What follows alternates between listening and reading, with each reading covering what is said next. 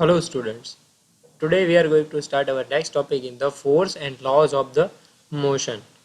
So for that we have to first take a brief preview on the previous lecture. So yesterday we have already studied about what is the force and effects of force, what is the balanced force and what is the unbalanced force, what is the force of friction and what is the Galileo's experiment of an object moving on the inclined plane. So suppose we have to move the object, we have to not only give the force but we have to give it, if we change the surface then also the object will be in the can come in the moving state. Okay, so these are the topics that we already studied in the previous lecture. Now today our first lecture will be, first topic will be Newton's first law of the motion.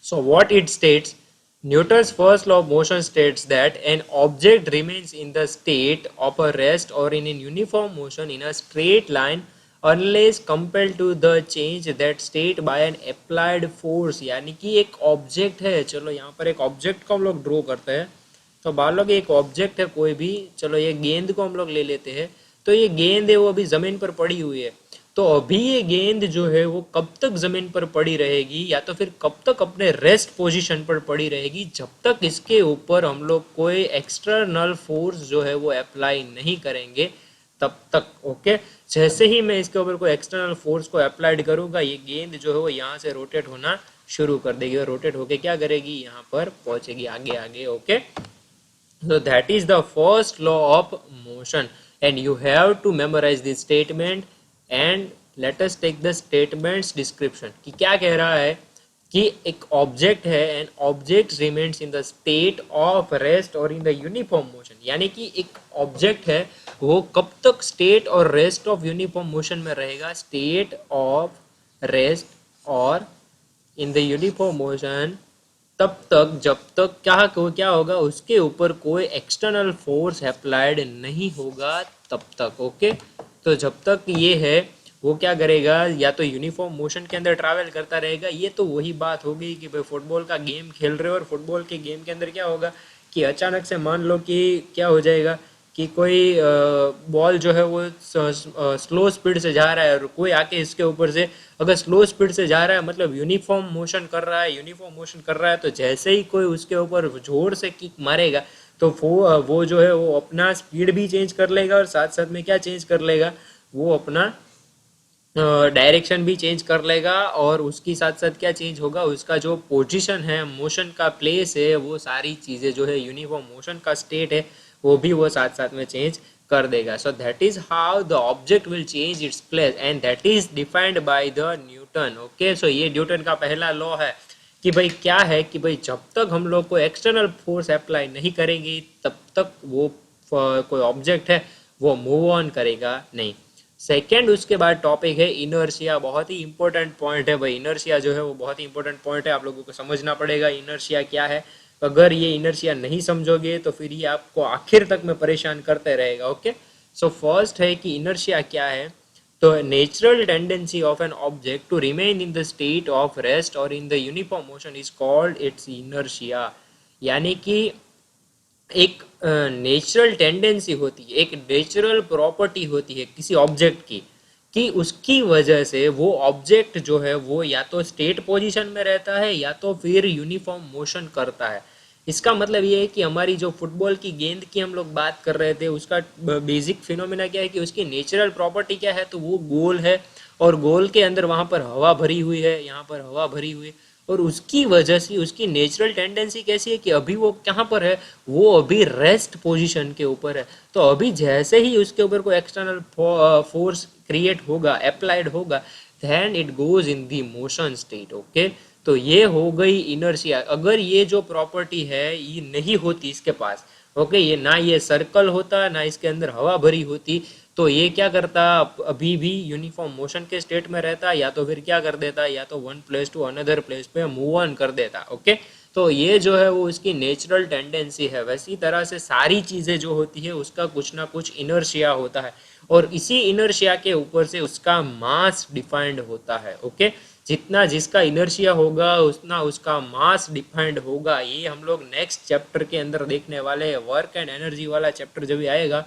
तो आप लोगों को पता चलेगा कि भाई मास क्या है, वेट क्या है, what is the difference between the mass and weight. तब हम लोग क्लियर कट करेंगे कि how the inertia will depend on its mass and how the mass will dependent on the inertia.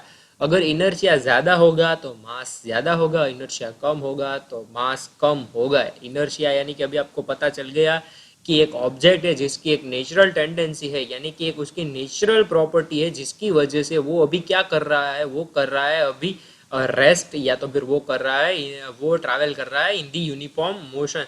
तो ये जो उसकी नेचुरल टेंडेंसी है उसको, वो जो प्रॉपर्टी है उसको हम लोग डिफाइड करेंगे by the inertia. That is why ये जो हमारा लॉ है वो किसके ऊपर डिपेंडेंट होगा, इनर्शिया के ऊपर डिपेंड होगा नहीं कि भाई ये जो फुटबॉल है तो वो अभी नेचुरल इसका इनर्शिया ऐसा है, इस वजह से वो यहाँ पर रेस्ट है, जैसे ही फोर्स अप्लाई करूंगा वो मूव ऑन करेगा। तो वही तो हमारा फर्स्ट लॉ है कि भाई स्टेट ऑफ द रेस्ट और in the uniform motion unless the applied force unless the external force will be applied. Okay, so that is how the object will come in the motion place. Okay, तो ये हो गया हमारा first law, that is why it is also known as the law of inertia.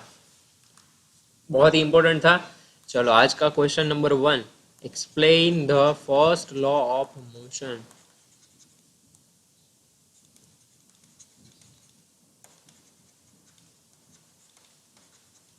बहुत ही important है।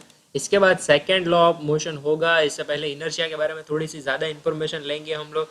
ये जो एक्टिविटी आपको दी गई है वो क्या है कि एक पेपर रखा है, पेपर के ऊपर कॉइन रखा है। अगर मैं इसको बहुत ही ज़्यादा एक्सटर्नल फोर्स से मारूंगा तो क्या होगा, पेपर बीच में से चला जाएगा, सिक्का जो है वो नीचे गिर जाएगा। So that is the paper come in the motion and जो the coin will goes down in the glass. Okay, तो इस तरह से ये जो एक्टिविटी है उसको एक्सप्लेन किया गया है। आपको एग्जाम में पूछा जाएगा explain the law of inertia, शायद।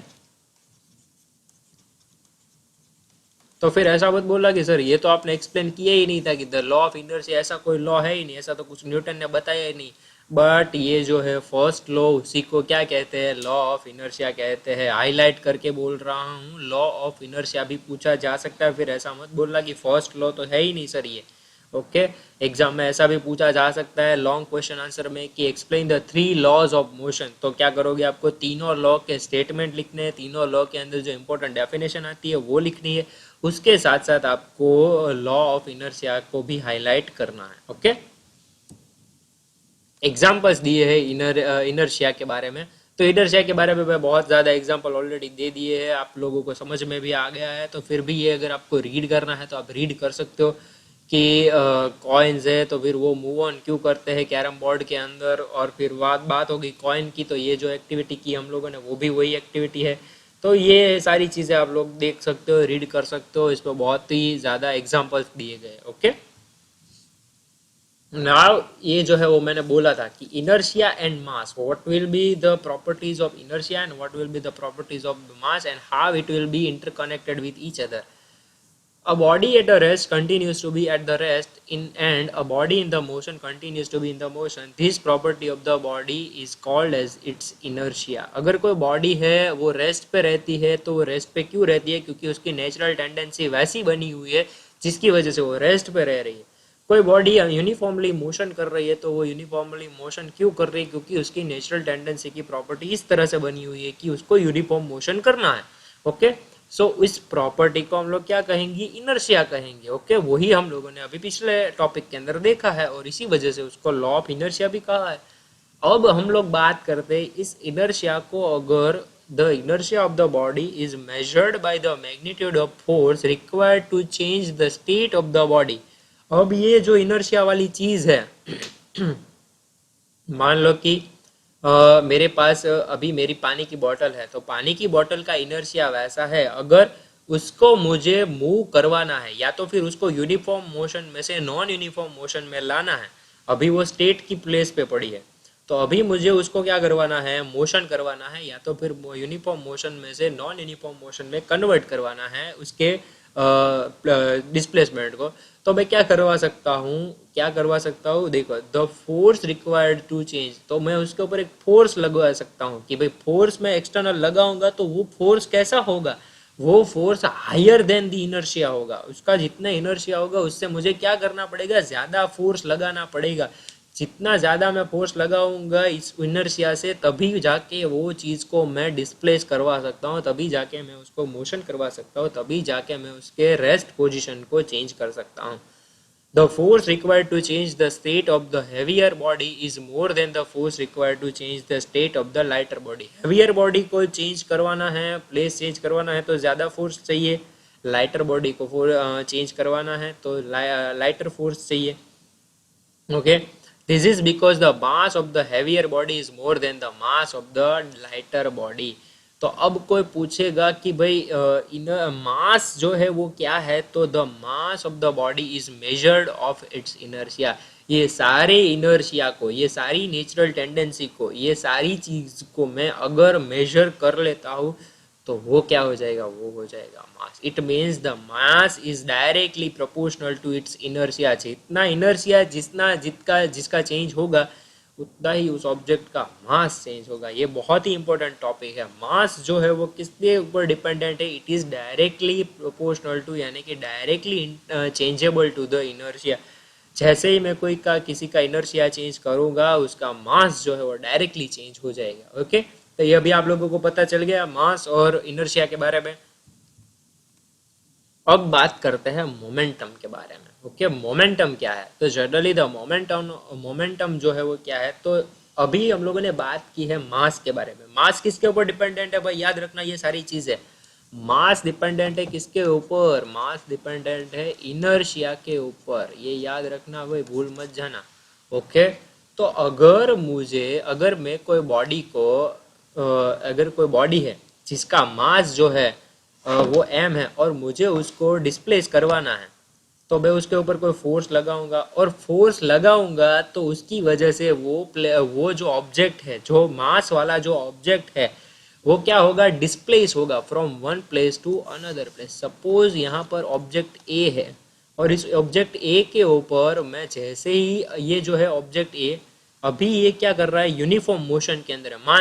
मान लो कि ये यूनिफॉर्म मोशन के अंदर है, तो जैसे ही मैं इसके ऊपर एक्सटर्नल फोर्स लगाऊंगा, वो क्या हो जाएगा, अपना प्लेस चेंज करेगा। एक तो यूनिफॉर्म मोशन में शांति से जा रहा होगा, उसके ऊपर मैं एक लात मार दूंगा तो वो धीरे से क्या करेगा, अपना प्लेस जो है वो चेंज कर देगा। अभी सपोज कि वो यहाँ पर पहुंच गया, तो उसने क्या किया, डिस्प्लेसमेंट किया। हाँ भाई, डिस्प्लेसमेंट किया। अभी ऑब्जेक्ट ए था, वो अभी ऑब्जेक्ट ए जो है वो यहाँ पर दूर पहुंच गया, यहाँ से यहाँ तक का डिस्टेंस जो है उसने कवर कर लिया।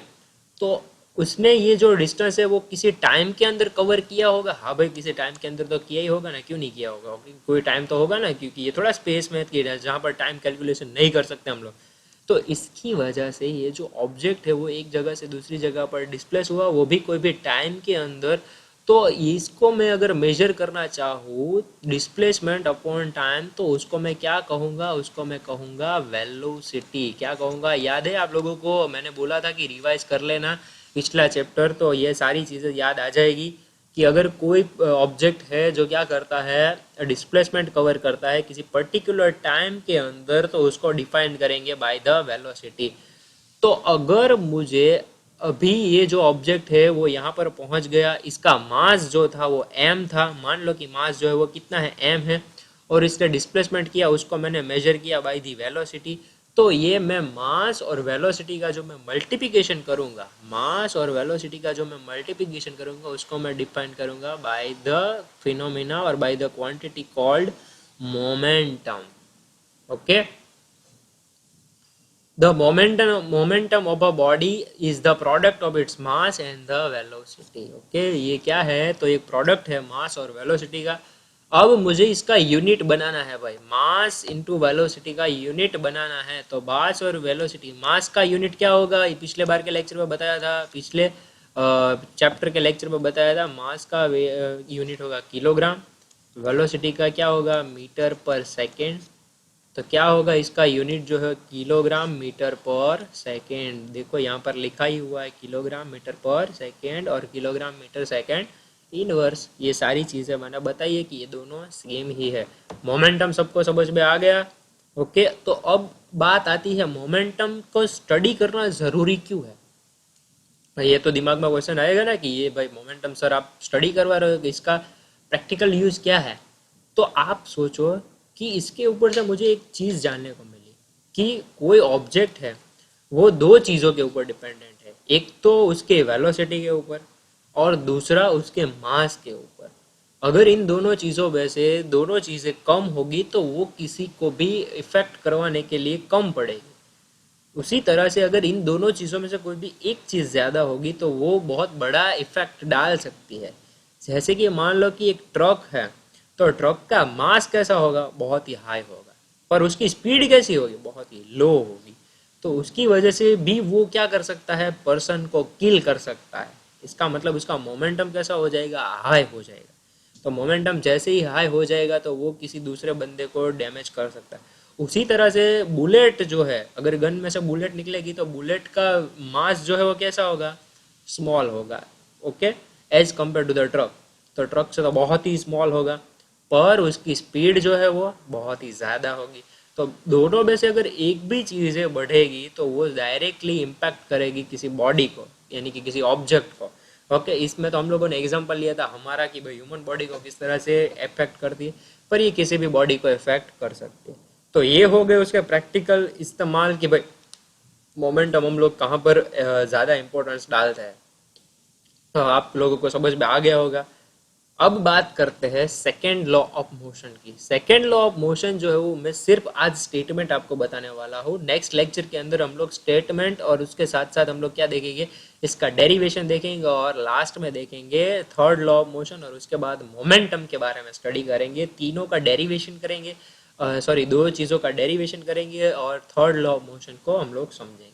आज सिर्फ स्टेटमेंट के बारे में बात करते हैं कि Newton second law of motion क्या कहता है, the rate of change of momentum of an object is directly proportional to the applied force in the direction of the force. अभी बात की हमने मोमेंटम के बारे में कि मोमेंटम जो है वो किसके ऊपर डिपेंडेंट है, मास और वेलोसिटी के ऊपर डिपेंडेंट है। और यही चीज यहाँ पर बता रहे हैं कि कोई भी मोमेंटम है वो किसके ऊपर डिपेंडेंट है, वो डिपेंडेंट है उसके ऊपर अप्लाई करने वाले फोर्स की डायरेक्शन के ऊपर। मतलब कि अगर कोई ऑब्जेक्ट है तो उसका अगर मुझे मोमेंटम ज़्यादा करवाना है तो मुझे उसको उसी डायरेक्शन में फोर्स करके अप्लाई करवाना पड़ेगा, डिस्प्लेसमेंट करवाना पड़ेगा। तो वो क्या होगा, उसका मोमेंटम हाई होगा क्योंकि उसकी स्पीड बढ़ेगी। स्पीड बढ़ेगी मतलब मोमेंटम बढ़ेगा। तो यही हमारा सेकेंड लॉ है, इसको डिराइव करेंगे इन दी नेक्स्ट लेक्चर। ओके, तो आज के दो क्वेश्चन जो है वो फिर से मैं लिख देता हूँ। क्वेश्चन नंबर 1 और क्वेश्चन नंबर 2 है एक्सप्लेन, यहाँ पर लिख देता हूँ ताकि आप लोगों को, चलो क्वेश्चन नंबर 2 है एक्सप्लेन इनर्शिया एंड मास, और क्वेश्चन नंबर 3 है explain the momentum of an body. Okay, so if you had any kind of doubt you can ask me in the comment section, you can ask me on the WhatsApp, or you can ask me in the Instagram also. Till then, bye bye everyone, see you in the next lecture, take care.